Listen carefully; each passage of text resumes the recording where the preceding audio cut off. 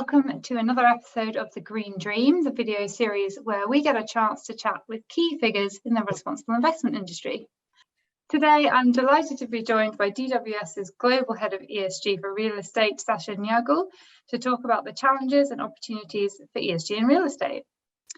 So, to start us off, absorbing costs and meeting sustainability targets were some of the key challenges outlined by commentators in our recent Sustainable Real Estate Outlook for 2022.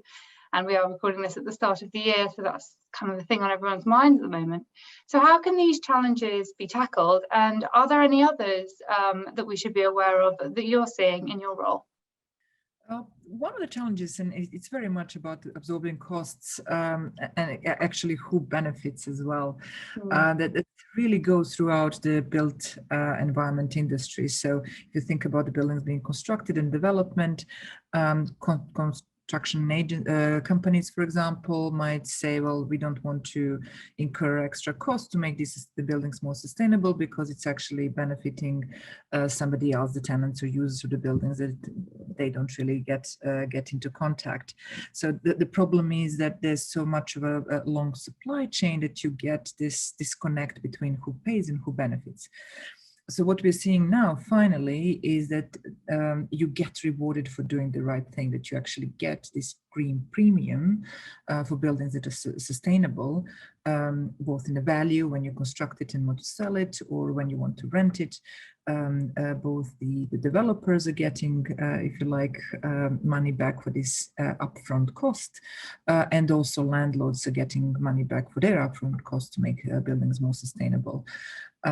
So one of the vehicles that we use, it's quite useful, is building certification or green building certification. So you're able to actually prove that the building is sustainable and for the customer, as it were, for the tenant or for whoever is buying the building. And we are seeing that these buildings now get this extra value or extra rental income. And finally, this gap, if you like, is closing.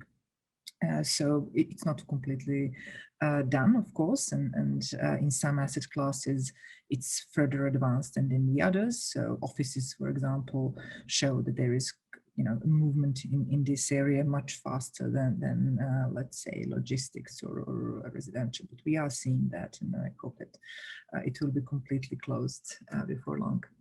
Mm-hmm. So on your point there about who benefits, thinking about sort of social property funds, there's been some criticisms, if the costs are too high for the tenants, for example, and those kinds of things. So how can property for profit ever really have a social benefit, or how are these kind of funds going to work in the years ahead? I think affordable housing is very much a reasonable proposition, and not only affordable housing, but really sustainable housing in the process. So it's not only about the rent, there are also hidden costs. Not so hidden, because you're paying utility bills. So if you may be paying very low rent, but then the building is not very well insulated, and the heating system is inefficient, or you need to spend extra money for to cool the place because it overheats in the summer and so on, your energy bills can actually skyrocket, and the cost of energy is really growing. So you have, it could be low rent, but actually the cost of running and being there are very high. So I think affordable housing needs to have that element as well of the building needs to be sustainable, it needs to be energy and water efficient, it needs to be healthy as well. So for people to be in it, to live in it. And only then you have a real sort of full package, both from this environmental point of view, if you like, and from a health and well-being point of view, and then the social point of view. That is what all of that needs to happen. What I will say is that I think investment like that should be able to bring back returns, and I don't think that's impossible investment. And we already have assets that tick all the boxes, as it were. So I wouldn't say this is not something where asset managers can go into or asset owners go into it. It's very much the thing that we can do. And is the new European regulation impacting the real estate asset management practices? What are the challenges and priorities there? So there's a whole range, of course, of regulation coming on.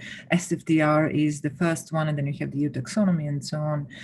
One of the challenges that real estate has, of course, is the data, and it's not unique for real estate. The issue of ESG data and the quality and the coverage is something that everybody is working on.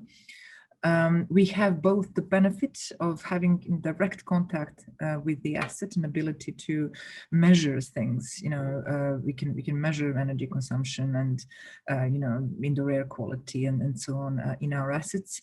But at the same time, we have assets where, for example, you will have triple net lease and a tenant that might not want to share the information. So there is both a good side that we are actually directly physically there and we know where the asset is, but also there is an element of the asset that is outside of our control, and it's this tenant impacts, if you like, are actually quite large, and it's all about engagement with the tenants to share the information and to then set up a strategy that can improve the performance of the building.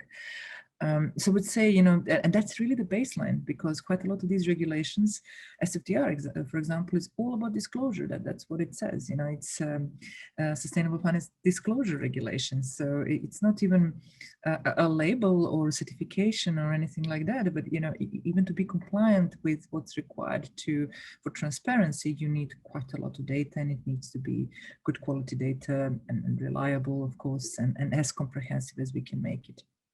So I think this is the first thing that real estate industry needs to still focus on. We have made huge improvement in the past.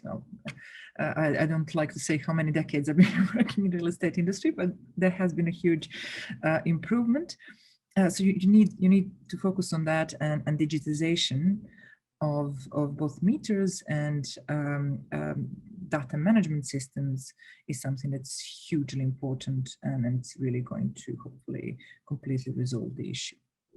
And then from that, you can build and of course improve further. But that would be the first thing everybody needs to do.